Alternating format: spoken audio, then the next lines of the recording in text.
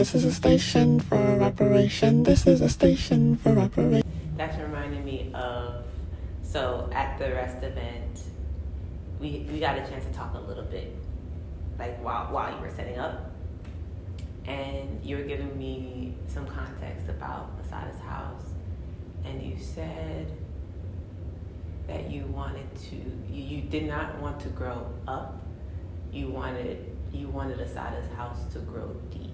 Mm-hmm. And hearing what you just said, just about like how having a foundation in the body and how that affects how you relate with anyone who's touching Assata's house.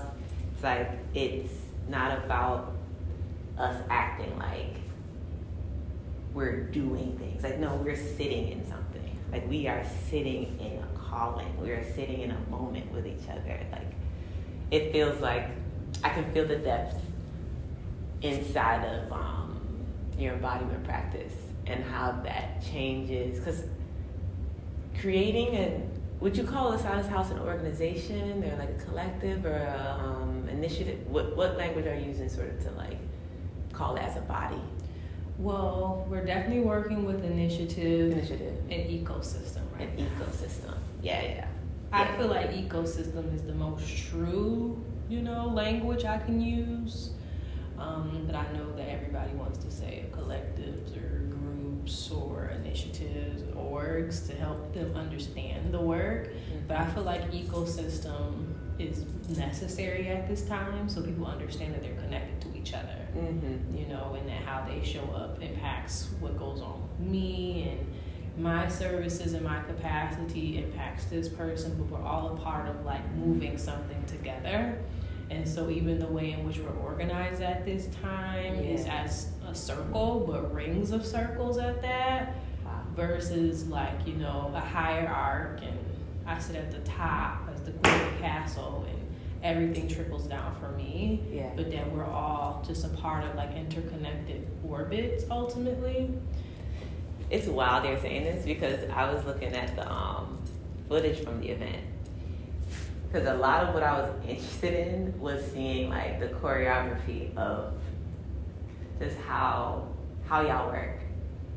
And it literally looked like planets orbiting. I am not just like, I'm excited to like overlay what you just said with the footage of like the way people were attending to the snack food station, to the herbal tincture and medicine station, like how folks were entering in. It was in a circle, like that main space that people entered in, it was in a circle. So I just think it's so beautiful to see when intention turns into material. Like, it's like, no, I see the circle, I see the orbit. I see people relating with each other in these ring sort of like formations. I was like, so you saying that, I'm like, okay. Our intentions matter. They do. They really matter. And then also, again, we're looking at this place of like potentially decolonializing our ways too. And so that is doing away with like, I would say, assumed power structures. Yeah. And breaking away from just linear functions, and how can we kind of bring it back into a circle? We can join each other and hold this. And I do think that's like also relates to the difference between trauma informed and healing centered. Because trauma informed, almost to a degree, I feel like it does lean into like the linear function of just like what happened to you in your life, and now we're gonna come in and support you with all the things that you've been through, and this and that. But also, if I feel like if we lean into a more healing framework, we're all looking at the water that we're in. Everybody's in the water. No one's on the outside looking at me like, how can I help you in the water? Yeah, right. And then when we are in a circle, we get to talk about it, and we're also bringing all of our genius to that moment to address what's in the air, what's in the water that we're swimming in constantly. You know, it kind of collectively empowers us to be a part of the transformation. So I feel like it's important that the way that we operate reflects that. And so, I do hold a lot of the memory, but I'm not the only co-creator. I'm definitely not the only expert in the space. And I love that because the way that everyone comes into the work, they come in with their own Tadasana, like how do they stand tall? And they show and they teach, and I feel like they project from that way. This is a station for reparation. This is a station for reparation. So then, so in calling this group of people together for this day, what was that process like? I think it was all pretty natural for the most part. Okay.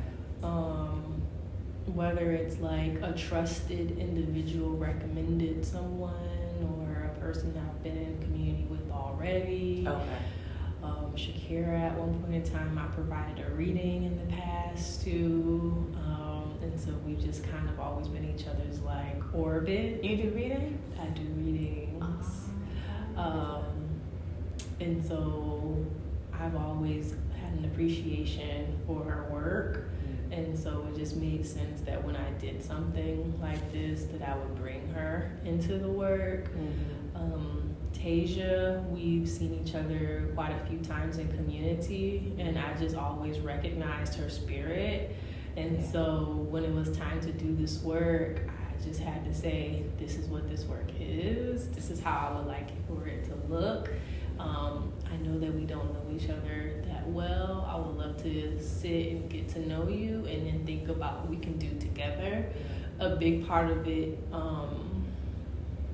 is having relationships with people, because what I've seen, especially in like the arts and cultural space, is that people kind of come in and they drop in for a service or a residency or for a gig, and the connections are like kind of surface. And so I love to say that, you know, we do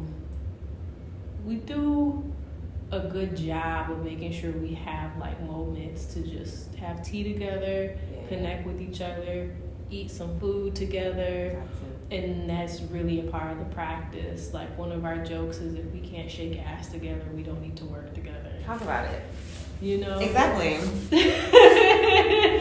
Precisely. I love that ethos.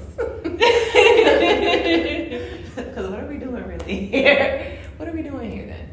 Like, it's important. It's important to really like the people you're around, and I felt like that really prevailed at that event, and even in our felt it. You know, is that everybody is really great people, and we all like each other, and just felt pleasant. And I'm like, that's genuinely what I want moving forward. And if people don't feel respected by me, and they don't feel cared about by me, then I feel like as a leader, as a catalyst, I'm not doing my job. Yeah. So then, in thinking about this circle, why Studio 34? Why that space? Well, Studio 34, literally within like my first year or so after getting my yoga certification, was the first studio to open its doors to me as a facilitator. See? Working deep. Yeah. Right. So I've been rocking with Studio 34 for 5 years now. Yeah. Gotcha. And like, then to almost like graduate my work, you know, into like curating healing spaces, and for them to say, we believe in this and we're going to give you the space for free. Like, it just felt like trust, investment, like I'm valued, and that my work was going to be safe. Because I could have did it other places. I could have, you know, and I've had opportunities to curate spaces prior to that, but it just didn't feel right. you know, and it felt good, you know. It's a great space. Is anything sort of in incubation phase for Assata's house right now? Yeah, we have a lot of things coming up. Oh, shit. We have a lot of things coming up right now. Okay. So I would say our first big thing we're rolling out is a program called Tending Our Gardens. And what that is that we will be providing CSA boxes to new mothers and BIPOC families in West Philadelphia. Oh, so that's CSA boxes are like fresh food, produce. Gotcha. And it's taking from practices that happen in other countries and communities, how that time of life is a very vulnerable time. And something that our highly developed country cannot seem to understand is that if we're so hyper focused on the grind, we're not able to be there for each other and show up for each other. And so creating this community food fund is like our way of supporting people when they need to just focus on healing. Yeah. You know, it's a shame that mothers here, they want you out after you had that baby 1 or 2 days. You know, in places like Germany, you have like a month. In places like Korea, there's literally like these outpatient facilities for new mothers. And so taking inspiration from that is what Tending Our Gardens is. It's not only just the CSA boxes, but it's also going to be programming that's focusing on, you know, expecting mothers and birthing people, but also people in the postpartum phase. So it's mental health workshops, lactation coaching, nutrition, and so much more. So that's something that we're going to be starting very soon. And it's a new pilot for us. So dope. And after that, we have our zine release finally. And so I'm really excited about this because we have 5 Black femme writers all writing about like how Assata Shakur has inspired just like their working, their thinking, and just how they show up in the world. And the thing about Assata that I was just like, we can't do Assata's house and not shout out Assata Shakur, because it was just crazy. Like as we were developing the word, there was literally an Assata Shakur quote that spoke to it, and I'm just like, she has to still like hover over this almost as like, I don't know, like a deity of the work itself. But we have one writer that talks about like eco-spirituality and Assata Shakur's connection to just the earth, you know. We have another writer that talks about organizing behind bars and how Assata Shakur was one of the first people that spoke out about just like the extensive use of solitary confinement. And our writer is currently in solitary confinement. She is serving a sentence at Muncie, and she was inspired by Assata Shakur's life, but also gave her like a sense of strength for like how she wanted to show up, you know, for all of her other friends and comrades behind bars. And so we have this very, I say, powerful zine that we've been sitting on for a while. We're actually going to do our zine event in May at Making Worlds.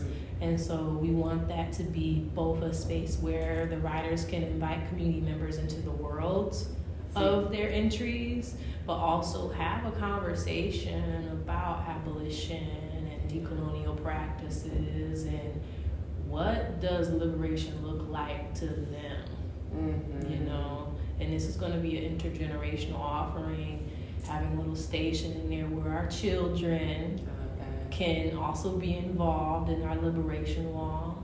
And then we're also going to do some letter writing to Malika Henderson, who is our zine writer, who's currently incarcerated. So we have that coming up. And then continuing to work on our Care Hub initiative. And so the rest is the beginning of our Care Hub initiative. It's like our biggest one. But through our Care Hubs, what we're ultimately trying to do is connect people to culturally competent providers, So whether it is providers in the healing arts that are BIPOC or people that understand, the plight, but offering people access to these practitioners either at free or low cost. And so we plan on doing more Care Hubs throughout the years too. Yes. I feel like just from what you shared that Assata's house is growing. And I'm curious about what are the support systems you're tapping into to help with that growth? What are the things that you might need? Because I feel like with people who are doing work that is so counter culture, counter capitalist, anti-capitalist, you actually need like even more support. Yeah. Because so much of the systems work you're doing is like you are carving out these these systems. Yep. Like I'm thinking about the CSA providing just fresh produce to people. Like that takes labor. That takes like and we're just not living at a time where that's valued or supported. So I'm curious to hear you talk a little bit about like the support you might need and also the support that you've been maybe able to get for this kind of work. I mean, a big part of it is we need seed money. Seed money, yeah. And like our first grant that we got, unfortunately, we did lose to a larger institution. And so part of the work that we're currently doing is a GoFundMe, and we're actively grant writing. Literally just completed a grant yesterday. Period. Might write another tomorrow. Period. But it's also like aligning us with co-conspirers with capital, whether it's tapping into like reparations networks. Also, a big part of it is just like heart, like who has heart for this type of work and who actually wants to align with it. Because the truth of the matter, not only sometimes peers can like really like the idea of it, so do bigger organizations too. They love the idea of it, but what it actually takes, what I'm seeing is that we really need dedicated people that want to help advance the work, that want to lend their skill sets to the work, because a lot of sweat equity, that people don't necessarily see, And then I would say too is that we're looking for space, All right. People and organizations and small businesses that either want to donate space to us to program or again lending support through co-sponsorships for these events as we're starting to formalize our operations. So a lot of it I would say is just co-conspirators of different levels, degrees. Yeah. We need to be very clear about what partnership is going to look like in this way. We understand that your process has looked like this before. However, we're doing something new. So are you willing to create something new, new terms, negotiate for us to, again, maintain the integrity of this work? That's powerful. It's like calling organizations or anybody who wants to work with you to match y'all's frequency. It's not bending. It's maintaining and then like attracting those who can work at that level. Because that calls, like you gotta work slowly if we're trying to rewrite how we make contracts with each other. It's like you can't be on a deadline where it's like actually we need to do this within a week, so I can't even re-look at the contract because we don't have time for this. It completely beats out that way of working of just rushing. And building at the speed of trust. Yes. which goes back to the growing deep, not just growing up. And having active relationships with your, co-conspirators. Yeah, active relationships. And not just popping in on an event and we did a thing together and we get to report it and document it and show everybody that we did this thing. Like, no, I'm working with people I care about. Yeah. I have a lot of anger in my body about just past situations with organizations, and so it's like I am so grateful to just be hearing examples of working like this. I need to hear more of that. Do you want to maybe take a break and then move? Sure. A bit? Yeah. As our closing? Let's see. Okay, good. This is a station for reparation. This is a station for reparation.